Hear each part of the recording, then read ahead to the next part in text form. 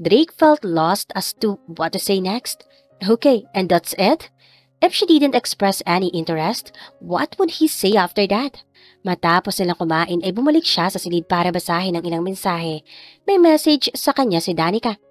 Danica, why didn't you tell me, Kamya? Kaibigan ba talaga ang trato mo sa akin? Inamin na sa akin ni Brian ang lahat dahil inaresto siya ng pulis kasama ng isa pang kaibigan niya na dumukot sa'yo. At sa isa pang bata? Sa susunod na mensahe ay sinabi nitong, si Danica, I thought you were my friend. Naramdaman ko nang may nakaraan kayo ni Brian, pero hindi ko akalain na masyado palang malala ang ginawa niya sa'yo.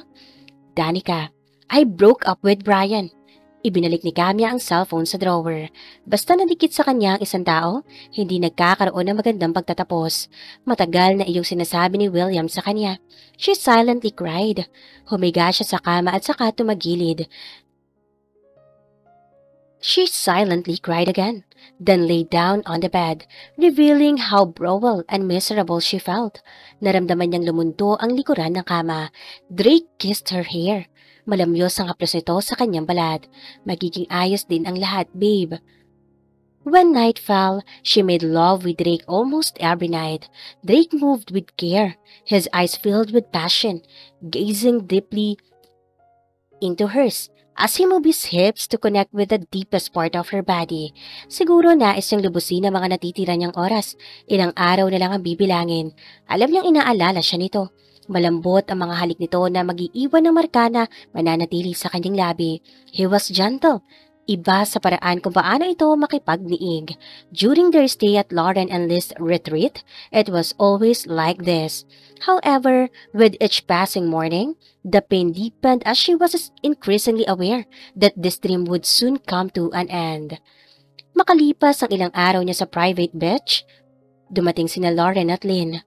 Kasama ang anak ng mga ito. Naroon sila sa ilalim ng malaking puno habang pinagmamasdan ng asul na tubig. Naglalaro ang anak nito at Lynn sa dalampasigan. Tinuturuan ni Dave, ang anak ni Lauren, na gumawa ng sandcastle at ang kapatid nito na 1 taon pa lang. Tinadalaw ka namin para kumustahin. Ani Lauren. Salamat. I'm okay.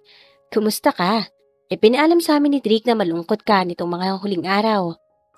Wika naman ni Lynn. Pasensya ka na nga pala kung bibihira mo ako makita. I've been busy with my business and my kids. But now, I'm glad to see Drake happy. Ayos naman ako. Hindi na sana kayo inabala pa ng asawa ko. Humihingi nga rin pala ako ng paumanhin sa'yo. Ang kapatid ko si Kael sa huli niyong engkwentro. That brat? Naiiling na lang din si Lauren kapag naaalala ang araw na iyon. Biglang umiyak si Davy dahil nadapa ito sa pagtakbo mula sa loob ng bahay. May dala itong tabo. Nakita niya tumakbo si Drake patungo sa batang babae para ito'y tulungan. Lumapit din si Lynn para suriin ang anak. Kita niya ang kakaibang atensyon na ibinibigay ni Drake sa mag-ina at nakaramdam siya ng selos. Drake chuckled as he teased Davy and Lynn. The 3 of them looked like a family of 3. Alam ni Kamya, ilan na ba ang nagsabi sa kanya na iisang babae lang ang talagang minahal ni Drake at iyon ay si Lynn. Hindi na magmamahal pa si Drake ng iba at magiging makasarili siya kung hihilingin niya na matatili ito sa kanyang tabi. Alam mo ba na nagselos din ako kay Lynn noon? Ani Lauren na mapansin ang lungkot sa kanyang mata. Nilingon niya ang babae. The 3 of them knew each other since kids. Kilala nila talaga ang isa't isa. Kahit ang best friend kong si Brett ay nakipag-iwalay kay Lynn noon dahil kay Drake. We called them the 3 Musketeers. Noong high school, wala kang magiging problema kay Lynn at Drake. Sa palagay niya ay pinagagaan ni Lauren ang kanyang loob. Pinilit niyang ngumiti. I know. Mabibilang lang yata sa daliri ang mga nabubuo niyang pangungusap. Nagawa pang ihatid ni Drake ang mga kaibigan nito dahil may kailangan din daw itong asikasuhin na dokumento sa opisina. Iniwan nito si Orion para makasama niya sa beach house. Habang wala si Drake, dumating ang hindi niya inaasahang bisita, si Master Crawford. Grandpa, bakit dito mo pa ako dinalaw? Babalik din naman kami ni Drake sa bahay sa susunod na araw. Aniya na pinilit ng ngumiti. Kamya, gusto mo bang tulungan kita na ipakulong si William at ang mga kaibigan niya? Nabigla siya dahil sa tono nito. Alam niyang may alamang matandang lalaki sa kanyang nakaraan. Matutulungan kita ron. Pero idadamay mo ang pamilya Crawford kung sakaling masira ang pangalan mo bilang asawa ni Drake. Naikuyom niya ang kamao. Ano po ang talagang dahilan kung bakit ka nagpunta rito, Master Crawford? Hindi niya matawag na grandpa ang lalaki dahil tila inilayo na nito ang sarili sa kanya bilang pamilya. I want you to annul your marriage with Drake so that the Crawford group won't have to make any concessions. One day, I'll hand over the Crawford group to him and you'll tarnish his good reputation. Tuloy-tuloy na naglandas ang luha ni Kamya. That pain. Bumalik na naman. Ganoon ba talaga kasama ang lipunan sa tulad niya? Bakit hindi niya magawang lumaban ng walang nahuhusga sa kaniyang iba? Bilang isang biktima, kung gugustuhin niyang tumestigo sa korte, siya ba ang lalabas na katawa-tawa sa huli? I'll do that. Malaking desisyon na sabi ni Kamya, pero katwiran niya, wala namang mawawala dahil nalalapit na ang araw ng kasunduan nila ni Drake. Pero gusto kong malaman kung totoo ba na sinusulatan ako ng mami ni Drake noon. May kinalaman ba yun kung bakit ako napili mong ipakasal kay Drake? Yes. Why? Humagulgol na lang siya matapos malaman ang totoo rito. Tinawagan ni Sarah si Drake. Dumating sa Pilipinas ang daddy niya at hiniling nito na makita siya. Pinuntahan niya ang may edad na lalaki sa hotel suite para hindi siya nito guluhin. Nagdahilan siya kay Kamya na may kailangan sa opisina. Hindi maayos ang lagay ng asawa niya sa ngayon at hindi niya gugustuhin na makita ng demonyo niyang tatay si Kamya. Ano na naman ang kailangan mo? Asik ni Drake matapos makita ang ama na naninigarilyo at umiinom ng alak sa isang parte ng suite. Wala itong ginawa kung hindi ang lustay ng pera ng mga Crawford. Matapos magpakamatay ng kabit nito sa mismong opisina, wala rin naman itong naitutulong sa kumpanya. Kaya pinabayaan ng lolo niya sa ibang bansa gamit ang monthly allowance nito na alam niyang hindi biro. I came here because I overheard the funniest thing. I shouldn't have cared. Ngunit kayo mismo ang tumawag at ginulo ang tahimik kong mundo. Naiirita siya dahil lumilitaw sa kaniyang anyo na anak siya nito. Kuha niya ang hugis sa mukha ni Mr. Andre Crawford. Ang kulay ng mata at iba pa na nagpapaalala na purong anak siya nito. May mas nakakatawa pa ba na nagpunta ka dito sa Pilipinas? Sa pagkakaalam ko, hindi ka pinapayagan na makalapit sa akin. Malamig niyang tugon. Ikaw ang kusang nagpunta rito, anak. Nagkiskis ang ngipin niya. Anak, ayokong guluhin mo ang buhay ko kaya ako nandito. Ngayon, what is that funniest thing? He sarcastically mocked his father. That you married Christina's daughter? Tugon nito. Itinaas ang sulok ng labi. Christina? Christina Montalco? Walang duda na ang tinutukoy nito ay si Kamya. Yes. Ngumiti si Mr. Crawford, Sr., na nakaloloko bago nagpatuloy. You know your mother pushed my mistress out of the window of my private office, right? Naikuyom niya ang kamao niya sa oras na iyon. Alam niya. At hindi na inalam pa ang iba, lalo lang nitong dadagdagan ng galit niya. Iyon ang dahilan kung bakit nabaliw ang mami niya roon. At kasalanan iyong lahat ng lalaki sa kanyang harapan. The next words from Mr. Crawford Sr. sent shockwaves through Drake's world. Christina is that mistress.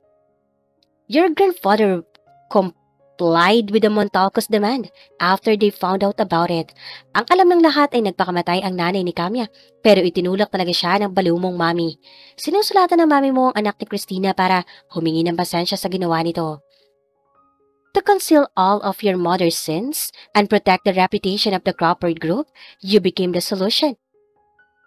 He ensured that Kamya would fall in love with you, and then shattered her delicate heart afterward. Do you truly believe your grandfather chose Kamya of his own accord? He orchestrated this entire plan. Nanginig si Drake sa nalaman. Akala niya ay kaya niyang protektahan si Kamya hanggang dulo. Nagkakamali pala siya. Hindi niya alam na sa oras na iyon ay tuluyan ang naputol ang pakpak ng kanyang asawa dahil ibinigay ni Mr. Crawford ang parehas na balita. You were lying! Sigaw ni Drake sa daddy niya. Kung iyon ang isa sa mga rason kung bakit sila nagpakasal ni Kamya, paano iyon tatanggapin ng asawa niya? Bakit naman ako magsisinungaling? Para saktan ako. Wala kang ginawa kung hindi sirain ako. His dad chuckled. Drake, sa amin ng lolo mo, siya ang talagang gustong malakit sa'yo. He doesn't like Christina's daughter. Mas mahalaga sa lolo mo ang reputasyon ng kumpanya. Tandaan mo na anak kita. And don't act miserably because I know you don't love Kamya. You've made up your mind to end your relationship with her. Natahimik siya sa sinabi nito. Natatakot si Drake na matulad sa kaniyang ama. Everyone knows he's a fucker. Ayaw niyang saktan si Kami at manatili ito sa kanya kung sakaling matuloy ang pagbuo nila ng pamilya dahil natatakot siya. Ayaw niya magkaroon ng ibang babae tulad ni Mr. Crawford, kaya mas gugustuhin na lang niyang mag-isa habang buhay. His chest clenched. Does he done the right thing? I love Kamya. Hindi ko gagawin sa kanya ang mga ginawa mo sa mami ko. You and I are the same, Drake. Now, sinabi ko sa iyo ang mga bagay na ito dahil gusto ko makita ang anak na Christina. You'll never get anything from me. Stay away from Kamya and return to wherever you came from. I've already severed ties with you. So don't approach my wife or I'll obtain a restraining order against you. Lumabas na siya ng hotel suite nito nang naninikip ang kanyang dibdib. Habang naglalakad siya patungo sa elevator, tumunog ang kanyang telepono at napansin niya ang caller ID ni Orion sa screen. Hello? Drake, something happened here. Dumating si Master Cropper dito sa beach house. Kailangan ko silang bigyan ng space kaya lumabas ako at ang iba pa sa bodyguard ng lolo mo. Nang umalis ang lahat, hindi matigil sa pag-iyak si Kamya. May sinabi ang lolo mo sa kanya na ikinasama niya ng loob.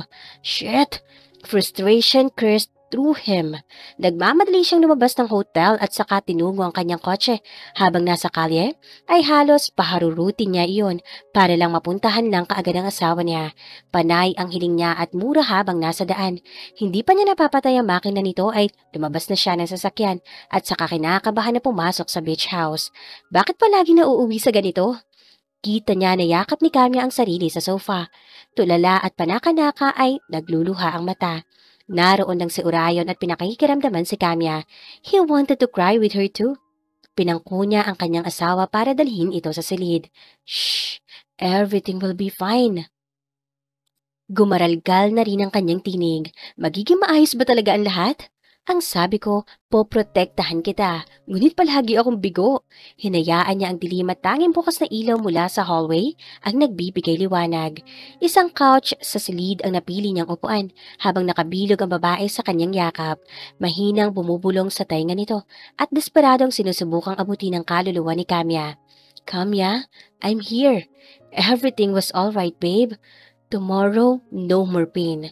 Drake's heart clenched. He does not want to see Kamya like that. His flower, nakatulog sila ng sabay sa ganoong posisyon. Nagising si Kamya nang naroon na siya sa kama. Nabungaran ng mga mata niya si Drake na halos sabay lang din na gumising tulad niya. Marahan itong hinaplos ang kanyang pisngi. Good morning. Masyado siyang malungkot para sagutin ito. Nais niyang abutin ang puso ni Drake. Nais niyang manatili sa tabi nito. Ngunit maraming bagay ang pumipigil sa kanila. I'll help you freshen up. Pinilit itong umiti at saka siya tinulungan na bumangon. Si Drake ang nagguskos na kanyang katawan, ang nagsuklay ng kanyang buhok at ang maayos na nagsuot sa kanya ng damit. Nang sumapit ang hapon ay bumalik sila sa kanilang bahay. Hinugot ni Kamya ang lahat ng kanyang lakas ng loob. Kailangan niyang sabihin kay Drake ang nasa isip at puso niya. Drake? Hindi sumagot si Drake at malungkot na nilingon siya. Tila ramdam nito ang plano niya. Kamya whispered, Let's terminate this agreement. Let's put an end to this marriage. Kita niya ang sakit na lumarawan sa mukha ng kanyang asawa. Pagtango ni Drake habang nakatingin sa sahig, hindi makasagot ng oo. Sige, o kaya naman ay huwag muna. Siguro mas masakit yung ganitong reaksyon. Iyon bang mas kalmado na tulad ng sa asul na dagat na natili itong kalmado sa labas. Ngunit sa ilalim ng balat, parang may nabuong sasabog na bulkan at handa ng gumuho at maglabas ng apoy sa mundo. Ito ang naramdaman ni Drake na marinig ang hiling ni Kamya. Even though it was tearing him apart, he wanted what was best for Kamya. 1,000 shards of his heart fell out of his chest. Tuluyang napitas ang kanyang bulaklak. You'll get the home, Kamya. Iyon ang tanging nasabi ni Drake na makakuha siya ng lakas kahit pa sa loob ng kanyang dibdib ay durog na. Pero sa'yo ang bahay, Drake. Ikaw ang talaga nagmamay-ari nito bago ako dumating sa buhay mo. Mapapanatag siya at ang lahat sa kanyang loob kung mananatili si Kamya sa tahanang iyon. Kung sakaling gustuhin niya makita ang babae, ay naroon lang ito. Isa pa, lahat ng sulok sa tirahan na iyon ay may bakas ni Kamya, mula sa gym area hanggang pool, hanggang sa makulay na pader at sa makulay na couch. Lahat ay may mantsa ng kaluluwa ni Kamya. Hindi mapapanatag ang puso niya sa bahay na iyon, kaya mas maganda pang ibigay niya iyon sa babae. You'll be staying here because this is your home, Kamya. This is part of my gift in our agreement. But He clenched his fist tightly. Natatakot siyang pagtaksila ng mga kamay at baka abutin niyon ang babae at ilapit sa kanyang dibdib. Nasa dulo ng kanyang dila na sabihin na huwag siya nitong iwan. Nabawiin ito ang sinabi. Ngunit masyado ng durog ang babae at ayaw na niyang dagdagan pa ang paghihirap na mayroon ito. I'm going. Hindi niya napigil ang paggaralgal ng kanyang tinig. Tumango si Kamya. Nagbara na ang parehas nilang lalamunan, kaya wala na makapag-usal kahit isang letra mula sa kanilang bibig. Nang tumalikod si Drake patungo sa pintuan para tuluyan ng umalis, hindi niya nakaya kung paano nadurog ang dibdib niya sa pagtatapos na iyon. His 1 year with Kamya had been a unique experience, the most beautiful yet dark and painful. Matapos niyang isara ang pintuan, ay narinig niya ang paghagulgol nito. Hindi rin napigil ni Drake ang pagtutubig ng kanyang mata. The pain was overwhelming. Hindi niya alam kung ano ang susunod na magaganap sa kanila. Sa palagay ni Drake, hindi siya ang kailangan ni Kamya sa ngayon. Hindi niya alam kung paano siya nakarating sa kanyang sasakyan. Boss? Nag-aalalang usal ng kanyang driver. Tumango siya at saka binuksan ang handle ng pintuan ng kotse. Tulin's Playhouse. Bago siya makasakay ay narinig niya ang tinig ni Orion sa kanyang likuran. Drake, bukod sa amo at bodyguard na relasyon, magkaibigan tayong dalawa. Nilingon niya ito. Nabigla ito sa nakikitang anyo niya. Mahal mo si Kamya. Hindi ko alam kung ano ang tunay na nangyayari kung ano ang mga ginawa at sinabi ni Master Crawford. Pero wag mong gawin ito sa inyong dalawa. No, I don't love her. Pagkakaila ni Drake, you are not your father. Alam kong ginagawa mo to dahil iniisip mo na baka gawin mo kay Kamya ang ginawa ng daddy mo sa inyo. Natatakot ka na baka tuluyang mabaliw sa Kamya dahil sira na siya, pero hindi katulad ng daddy mo. I was like my father, Orion. Have you ever counted how many women I've been with in the past? Pero, ingatan mo si Kamya. Naikuyom nito ang kamao. Tuluyan ang pumasok si Drake sa loob ng kanyang kotse at saka umalis sa lugar na iyon nang hindi alam kung paano magsisimulang muli. No, I don't love her. Narinig ni Kamya na sagot ni Drake kay Orion. Alam ni Kamya na siya ang humiling na tapusin na ang kontrata nila ni Drake. Malaking desisyon ang ginawa niya. Masakit para kay Drake na alagaan siya habang may malaking kasalanan na nakapondo sa kanilang pagsasama. Inilahad ni Orion sa kaniya ang kamay habang naroon siya sa sulok at umiiyak. Iginiya siya nito na maupo sa makulay na couch. The colors are bright. Tapos na iyon na tumiterno sa makulay na bulaklak sa pader. Ang isipin na pinintahan iyon ng kanyang asawa para takpan ang kanyang pangit na nakaraan ay lalong nagpalungkot sa kanya. Umupo si Orion sa kanyang tabi at hinayaan na sumandal siya sa malaking braso nito habang umiiyak. Kung tutuusin, kay Orion niya nakita ang pagmamahal ng isang kapatid na hinahanap niya. Natatakot siya rito noon dahil mukha nitong bloke ng yelo sa lamig. Sino bang hindi? Mayroon siyang pangit na nakaraan at malaking red flag sa kanya ang lalaki. Ngunit na makilala niya si Orion, nagbago ang pananaw niya rito. Dumadating ito sa oras na kailangan niya ito at madalas niyang makita ang mga simple nitong pagbabantay sa kanya. Ang mga lihim nitong pagsunod sa bawat kilos niya. Matapos pakiramdaman na parang walang hanggan, nagawa siyang buhati ni Orion at igabay sa kwarto. Wala siyang lakas para sa anumang bagay kung hindi ang umiyak. I'll leave the door open and stay outside the room. Please let me know if you feel uncomfortable. He offered. Hindi niya ito sinagot at hinayaan ito sa nais. Pinakikiramdaman nila ang isa't isa. Siya habang tahimik na lumuluha, si Orion na panay ang hitit ng sigarilyo sa pasilyo.